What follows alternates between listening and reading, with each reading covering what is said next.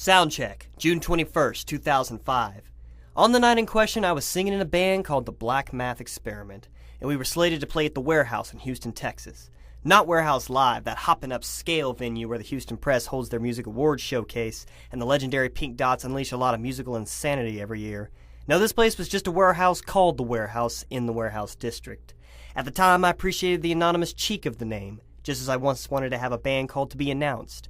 Unfortunately, announce is a word I never spell correctly without computer assistance, so the annoyance is just not worth it.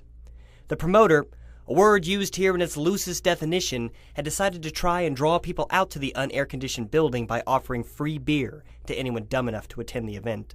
The night's entertainment was 4 bands. In one corner, weighing in at 1.5 tons of suck, there were 3 nu metal acts whose names I have forgotten, for the same reason you never remember the name of your waiter at a restaurant you never intend to return to. Then there was us, equal parts neo-new wave rock outfit, irreverent comedy troupe, and kitschy musical theater act. If I may use a phrase I learned on the street, one of these things was definitely not like the other. In typical Black Math fashion, we arrived in dribs and drabs hours before remotely necessary. Most clubs insist on ridiculously early times for equipment load-in in order to cut down on the notorious rock and roll tardiness.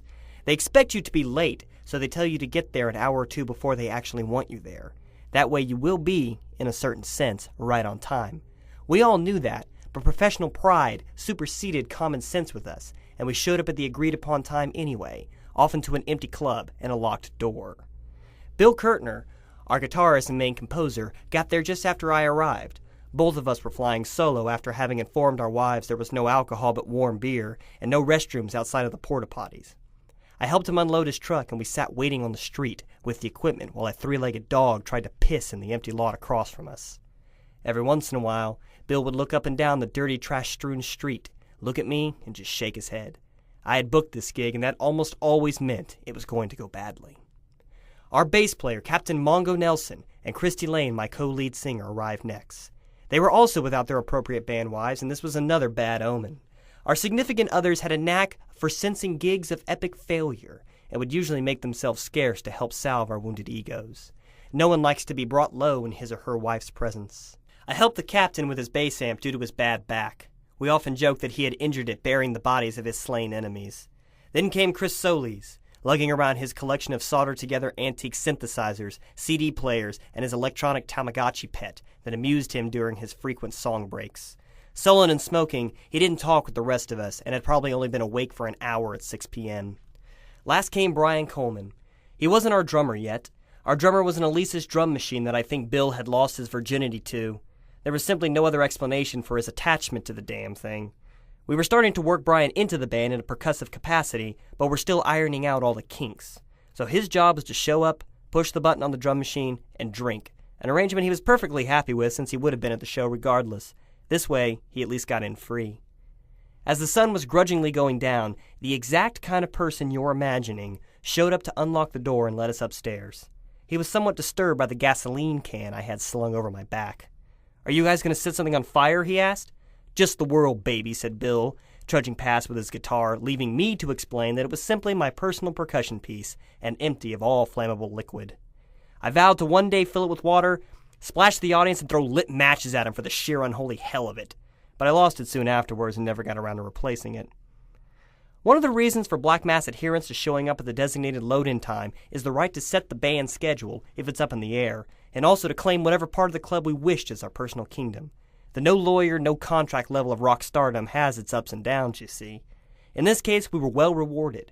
The warehouse had something of a green room, with the added feature of a 20-foot window that looked out into the club directly across from the stage. We hauled the gear on stage and then raced into this little soundproof chamber to watch the club fail to fill up. The time dragged by talking comic books and finding new ways to work references to our genitals into the conversation. No one but Brian was brave enough to drink the liquid the club insisted was beer, and even he was having a hard time of it. Bill's phone rang.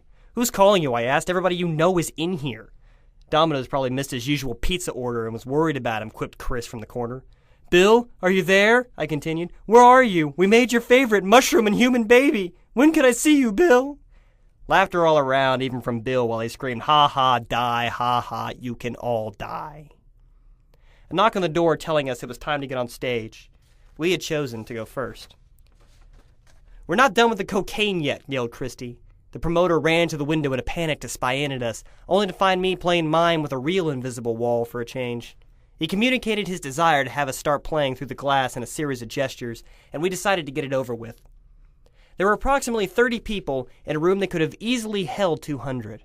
All of them were clearly there for anybody else but us. I could just tell a drunk was going to request Slayer's Raining Blood at the top of his voice before all was said and done. A look passed through all of us, and even Brian, who hadn't shared the stage with us yet, was tuned in enough to know that this was going to be a different set of rules than normally applied. As we took the stage, I stepped back from the microphone, preferring to let Bill or Christy have the first word to the audience. Chris triggered the CD player that was responsible for the harsh electronic opening for What We Do Is Secret. I stood with my hands in my pockets, not moving. I wanted to hold in the excitement, let it explode all over them while they figured out what the hell was going on stage.